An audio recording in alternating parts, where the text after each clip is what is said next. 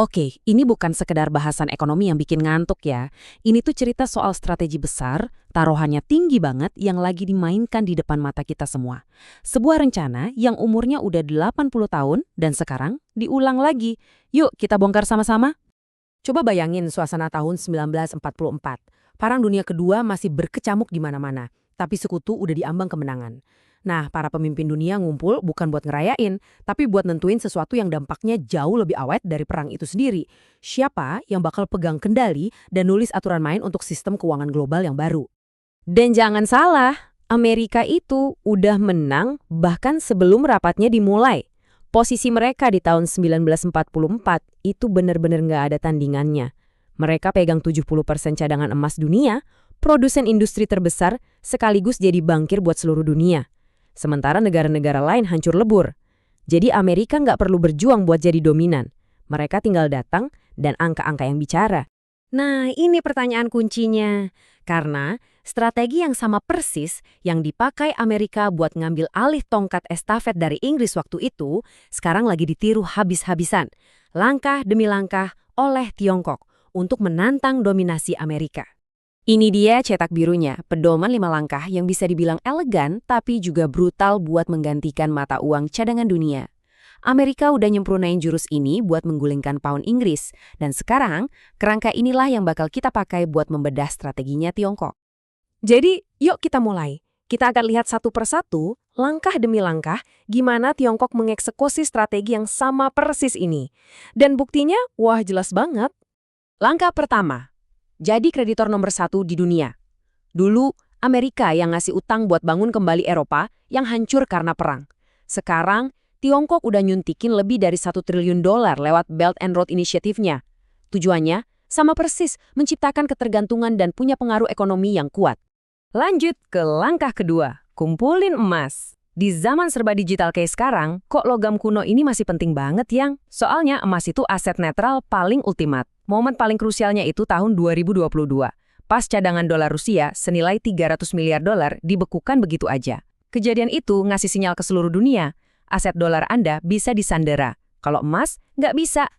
Coba deh lihat angkanya. Secara resmi, Tiongkok ngaku punya lebih dari 2.000 ton emas. Tapi banyak analis percaya angka aslinya jauh lebih besar, mungkin antara 5.000 sampai 10.000 ton, yang disembunyikan lewat berbagai perusahaan negara. Ini bukan sekedar nabung emas, ini penumpukan emas dalam skala raksasa. Langkah ketiga, bangun infrastruktur keuangan tandingan. Dulu, Wall Street tumbuh buat nyaingi dominasi London. Sekarang, Tiongkok udah bangun SIPS, saingan langsung sistem pembayaran global SWIFT yang dikontrol Barat. Ini bukan lagi sekedar wacana loh ya. SIPS itu sistem yang udah jalan dan memproses miliaran dolar setiap harinya. Nah, ini membawa kita ke jantung kekuatan dolar, sistem petrodolar. Hampir 50 tahun, ada kesepakatan nggak tertulis bahwa minyak dunia wajib dihargai dalam dolar. Ini yang menciptakan permintaan konstan buat mata uang AS. Tapi sekarang, fondasi itu mulai retak. Arab Saudi udah mau terima yuan, Rusia mayoritas dagang pakai yuan, dan negara-negara BRICS bahkan lagi serius cari alternatif. Langkah keempat ini kuncinya cuma satu, sabar. Tiongkok nggak perlu ngalahin Amerika secara militer.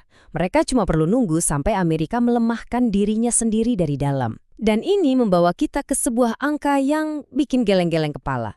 $36 triliun. Itulah utang nasional Amerika Serikat. Angkanya saking gedenya sampai susah dibayangin. Tapi artinya simple, kelelahan finansial. Sama kayak Inggris yang bangkrut setelah 2 perang dunia, Amerika sekarang harus ngabisin lebih dari $1 triliun setiap tahunnya cuma buat bayar bunga utangnya. Cuma buat bunga. Itu uang yang benar-benar hangus nggak bisa dipakai buat apa-apa lagi. Oke, setelah kita lihat semua langkah yang Tiongkok ambil, pertanyaan selanjutnya kan, emang ngaruh? Strategi ini beneran jalan nggak? Apakah kita sudah bisa lihat hasilnya di data global? Jawabannya, singkatnya, iya.